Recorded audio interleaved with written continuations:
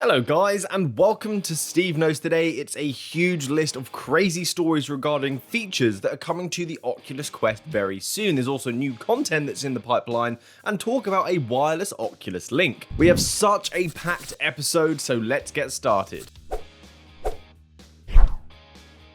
So let's start off with a new game mode coming to Beat Saber that I have wanted since the beginning of time. The Guitar Hero fanboy in me wanted online competitive multiplayer, but in Beat Saber. To give myself a new reason to jump into the game again, to make it feel anew, get that rush you get when you're competing. If you saw the live stream that I did, I kinda lost it. Well, in October, multiplayer is coming to Beat Saber, allowing you to play with people worldwide. Although this will not be crossplay, which is very upsetting. This is expected to change since Oculus own the studio to allow Rift S crossplay eventually down the road. This isn't a simple 1v1 game mode either. It will be rooms of up to 5 players all trying to get the highest score. I'm so pumped. As an extra as well, they also announced a new song pack coming with songs from the pop band, the world acclaimed BTS, as a 12-track song pack, much like the epic Linkin Park, but less rock. So this one, I want to debunk some confusion. You may already know the next Oculus Quest has been announced. Pre-orders are open for the Quest 2, so I'm not going to dive into all the details about that. You may already be aware of it, and we could be here all day, and I'm sure we have some games to play. So I want to focus on the Oculus Link and the refresh rate feature.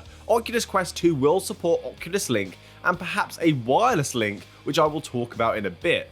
At launch, the refresh rate of the headset will only be 72 Hz, just like the original Quest, and it will be the same resolution as the original Quest, so there's no advantage at launch. You won't get to enjoy the 90 Hz and the high resolution right away. We just know that at some point soon we'll be able to take full advantage of these features. They are coming soon, which is amazing. High resolution and frame rates in the Rift S. It must be a kick to the teeth for Rift S owners. I really feel for them. They're also looking at offloading some rendering work onto the Quest's more powerful processor, instead of just on the PC and streaming the output. This is supposedly to reduce latency even further, so I look forward to a more stable PC VR experience with the Quest, when the visuals are even more crisp and the latency will be heavily reduced. I expect this to come after the fall, when the Oculus Link leaves its beta. And another feature coming soon to the Quest and the Link as well is an integrated user interface to link, excuse my pun here, the Rift and the Quest worlds. When you use the Link, you are currently cut off from the other ecosystem, and I find this very cumbersome.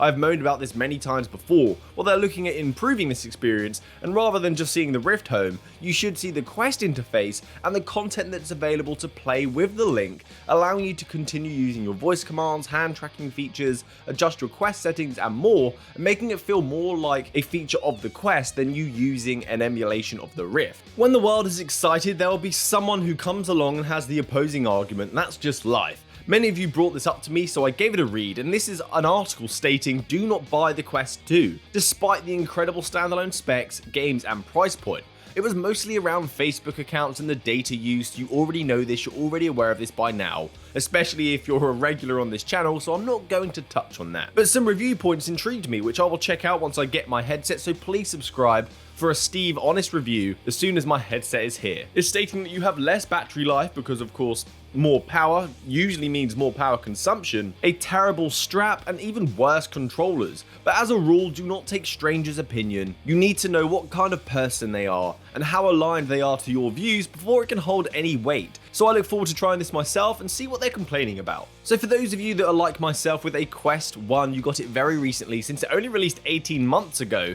Are we going to be able to play all of these games that are coming out soon that are being advertised for the Quest 2? Well, the answer is yes, for now.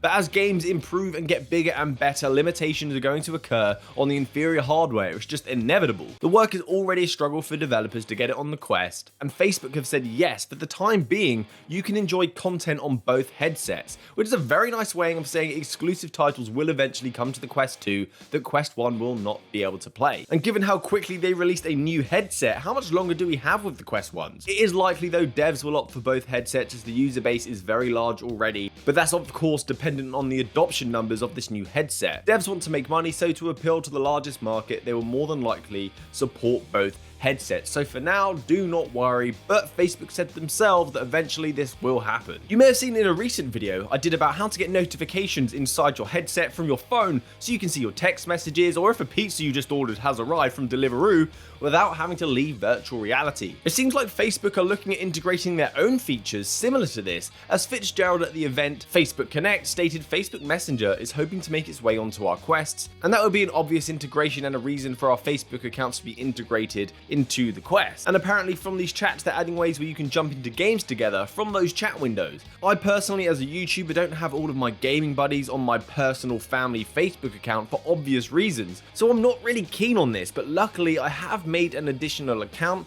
as soon as I heard the news of single sign-on a while back, so it'll mean much easier ways for myself to interact with you guys, and that is a plus on my end. Let's talk about some games now. There's a new game mode coming to the free title PokerStars where you are no longer limited to just playing poker for endless hours. They are expanding the casino and bringing blackjack to the table so you can play against the dealer to get closest to 21.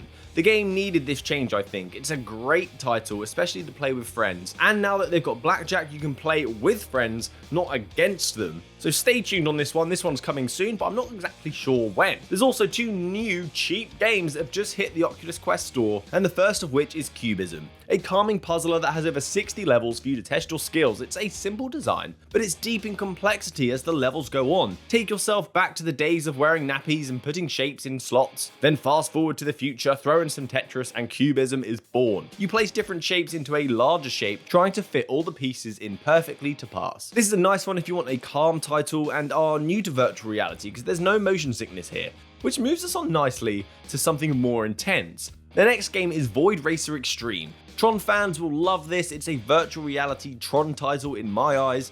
Compete in races in a career mode or against friends on the futuristic simulated environments, going near 600 miles per hour, avoiding obstacles and shooting weapons.